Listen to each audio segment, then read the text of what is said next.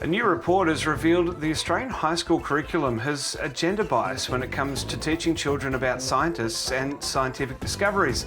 Today, on a special edition of a Trekzone Conversation, lead researcher of the report, Dr. Kathryn Ross from the Curtin University node of the International Centre for Radio Astronomy Research, is beaming in to discuss this alarming finding.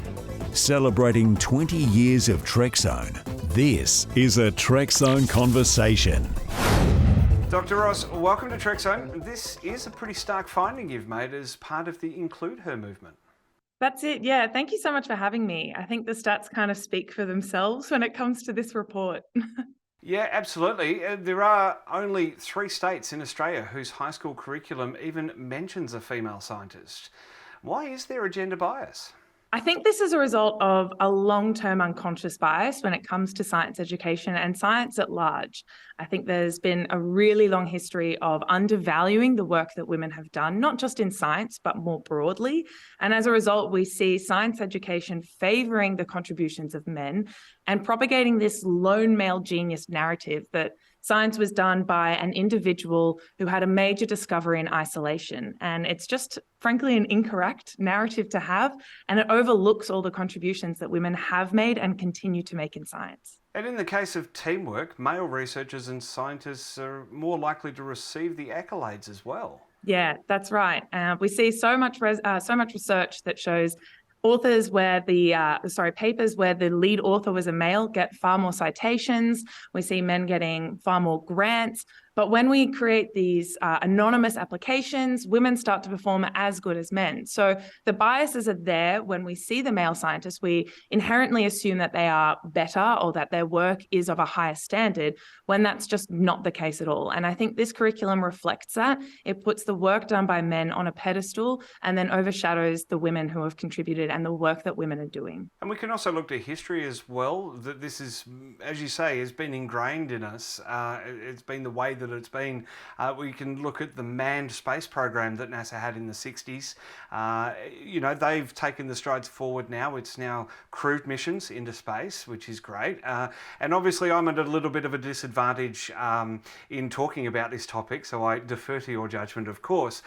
It's not obfuscating the male point of view, and there are some that are doing fantastic work, but equally, there's a lot of women out there that are doing some amazing work. I see it here on Talking Science all the time. That's exactly it. And I don't think this report shows that the men should be excluded. I think that that's not a good way to approach this research.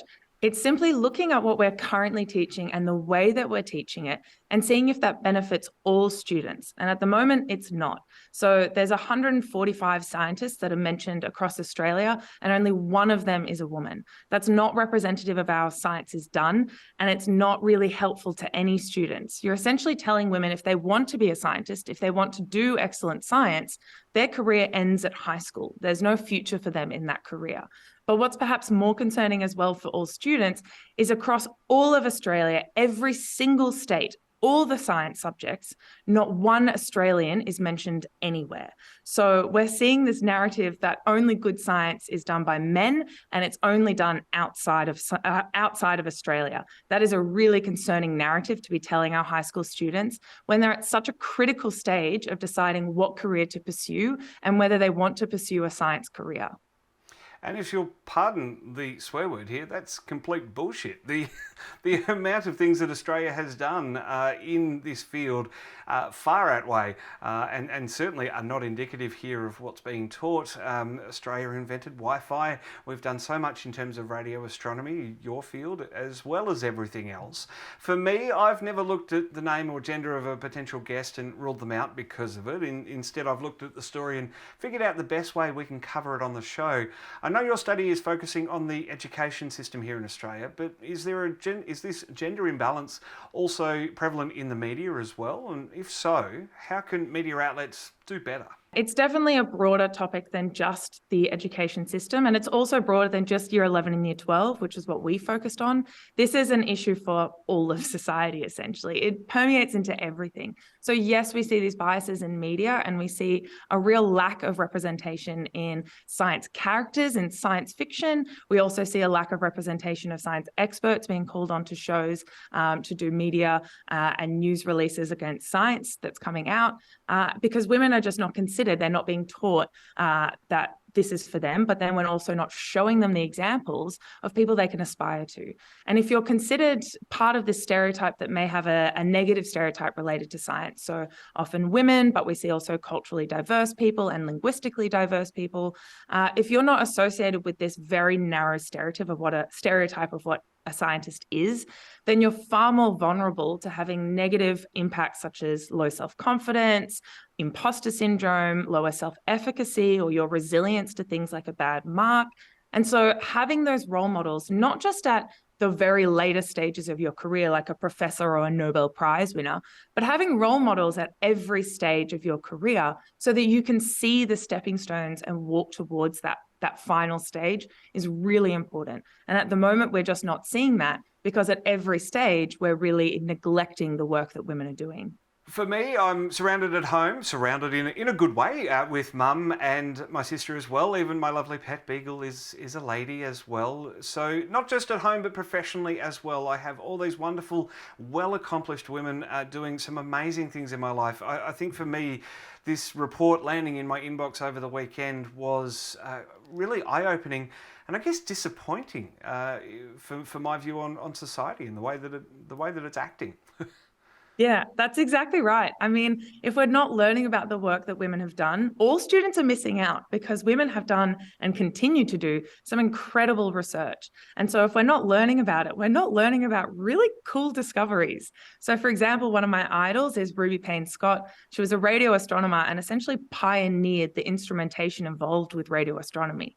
And her work essentially established Australia as this leading powerhouse in the field. It's one of the reasons why I was doing my PhD in radio astronomy here in Australia, is because I know Australia is one of the best places to do that. And that work was because of a woman and her involvement in the field.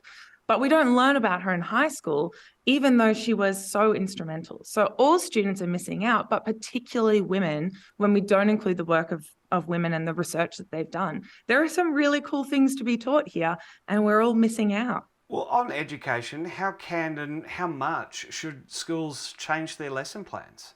I think that this is really where the discussion needs to go, because if we simply put the names of women in the curriculum without any further input or any further discussion, I don't think that that's going to solve the large systemic structures and barriers that we see for women in STEM and women pursuing STEM careers. What I think we really need is a dual approach, not just including credit where credit is due for women when we're learning of their science, but a broader discussion with students and teachers and scientists about what it means to be a scientist, how science is done in modern Australia, and also what the past and historical biases have been and how we see that surfacing today, because there is a very large, complex topic with lots of interacting factors. And so there's no point in just putting the names in there and sweeping the rest under the rug. We need to talk about the entire problem. A good thing that people can do right now to have a look at women in STEM is a fantastic series of articles that Rami and the team over at spaceaustralia.com put together over the last few months. Some incredible scientists that they've been featuring on the website. So that's been fun to look at as well, and definitely something to look at for us here at Trekzone as well, to really dive into that. And once again, as we said earlier, it's not about ignoring the men contributions to society, but we've had our time in the sun. It's time to look at the whole other side. And leading into my next question, does this lack of diversity affect the career choices for students? So again, we've sort of alluded to this, but let's just hone in on it for a second, please. Yeah, absolutely. So that was part of our study. We did a really thorough analysis of the literature about whether role models do have an impact, and specifically, how do they impact women at such a critical stage in their career. And unfortunately, it can have a really detrimental effect. We're seeing if there aren't relatable and authentic role models that students can picture themselves as, then we have really long-lasting effects, not just at the moment in high school, but beyond that throughout their postgraduate degrees, their undergraduate degrees. We're seeing that impact there. So having access to relatable role models that are authentic is really crucial, and preferably multiple, because no one person is the same as another person. So having only one role model that you can turn to is not going to fully encapsulate everything that you are as a person. So what we need is multiple role models and access to all of those role models at multiple stages in a person's career for them to really start to see this sense of belonging and community. And that's really where the research is heading, as showing the most important factor for people pursuing science careers. And women and linguistically diverse and all of these minorities don't have that community and sense of belonging, which makes them far more vulnerable and fragile to adversity when they pursue a science career. And as much as I didn't think we needed to, but we also need to normalize that as the way that this research happens and science happens. It happens with everybody, and not just male and female, but also our other communities as well, and including our Indigenous scientists as well. It's everybody. We need to all be a part of this one field.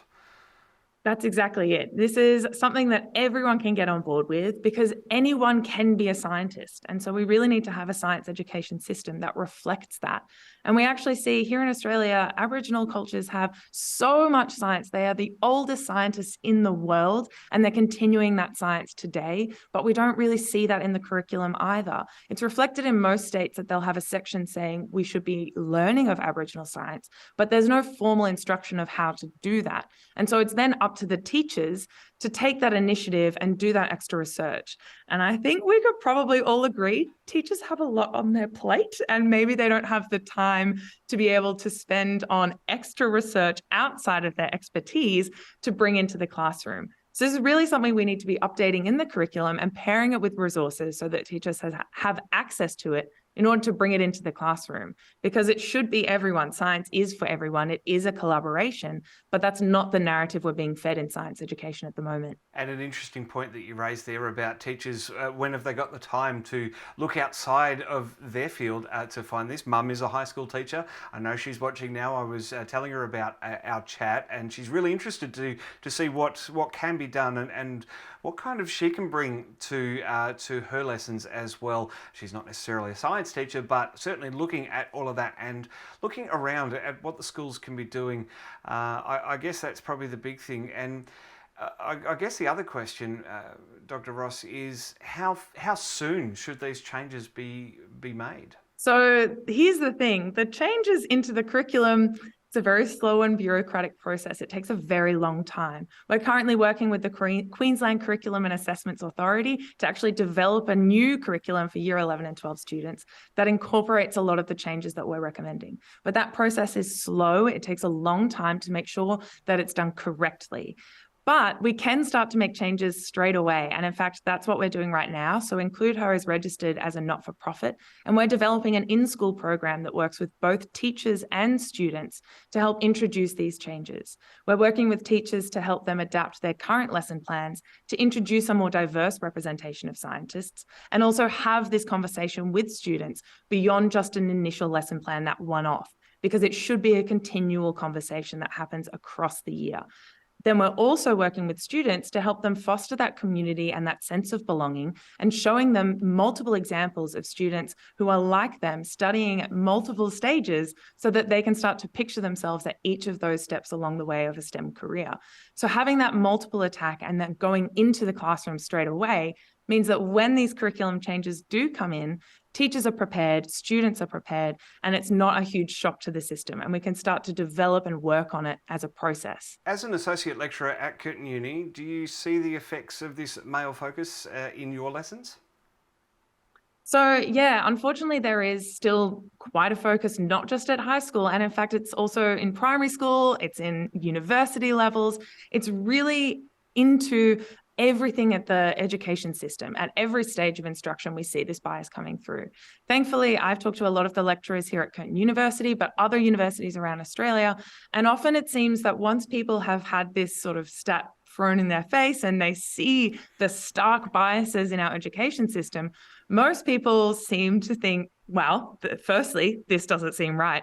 And secondly, I'm going to see how I can change what I'm currently doing to fix this. So a lot of people who are lecturing are starting to take the initiative themselves at university levels and have these discussions. But what I really think would be my dream goal is if universities start to have an extra course, part of a science degree, that specifically looks at the biases and the history of women in STEM and discusses the philosophy behind it, the impacts that it has, and the way that it can impact women in different ways.